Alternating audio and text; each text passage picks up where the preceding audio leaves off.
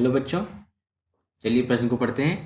किसी प्रक्रम की स्वतः प्रवर्तिता के संबंध में निम्न कथनों को पढ़ें तथा उचित विकल्प को चिह्नित करें। तो चलिए बच्चों, देखते हैं मुख्य अवधारणा। मुख्य अवधारणा देखिए बच्चों, एक समीकरण होता है। क्या होता है? डेल्टा जी बराबर delta H minus T delta S. इसे क्या कहते हैं? इसे कहते हैं गिब्स हेल्महोल्ट्ज समीकरण। गिब्स हेल्महोल्ट्ज हेल्महोल्ट्ज समीकरण। समीकरण यहाँ पे हमारा डेल्टा जी क्या है? डेल्टा जी है हमारा गिब्स ऊर्जा में परिवर्तन। डेल्टा एच क्या है? एंथैल्पी परिवर्तन। डेल्टा एस क्या है बच्चों? ये एंट्रोपी परिवर्तन। देखिए पहला विकल्प क्या कर रहा है? जब एंथैल्पी कारक अनुपस्थित होता है। अगर यहाँ पे जब एंथैल्पी कारक अनुपस्थित होता है क्या होता है? जीरो होता है। तो हमारा ये डेल्टा जी किसके बराबर हो जाएगा?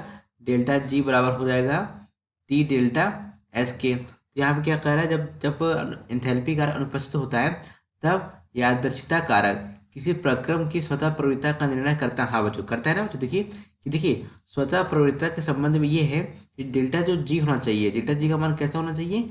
निगेटिव, अर्थात कैसा होना चाहिए? ऋणात्मक होना चाहिए। कैसा होना चाहिए? ऋणात्मक होना चाहिए।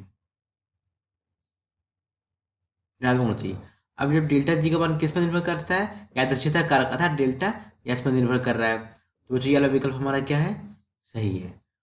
जब यादृच्छिकता कारक अनुपस्थित होता है, जब यादृच्छिकता कारक अनुपस्थित होगा तो यहाँ पे हमारा जो डेल्टा एस ये क्या हो जाएगा? जीरो हो जाएगा। तो यहाँ पे देखते हैं, देखिए ये तो हमारा हो गया पहला विकल्प हो गया। दूसरा विकल्प हमारा क्या हो जाएगा? दूसरा विकल्प में देखिए क्या हो जाएगा? डेल्टा जी बराबर डेल्टा एच। ये हमारा जो डेल्टा एच क्या हो गया? जीरो हो गया। डेल्टा जी किसके बराबर हो गया? डेल्टा जी बराबर हो गया डेल्टा एच के। तो डेल्टा एच क्या है?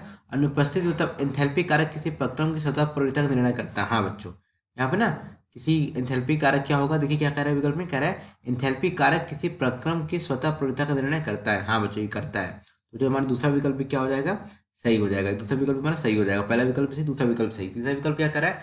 जब दोनों ही कारक एक साथ संपन्न होते हों तो दोनों ही कारकों का परिमाण अर्थात मैग्नीट्यूड प्रक्रिया की स्वतः प्रवृत्ति को निर्धारित करता है। तो दोनों ही कारक क्या हो? एक साथ संपन्न हो, अर्थात डेल्टा जी बराबर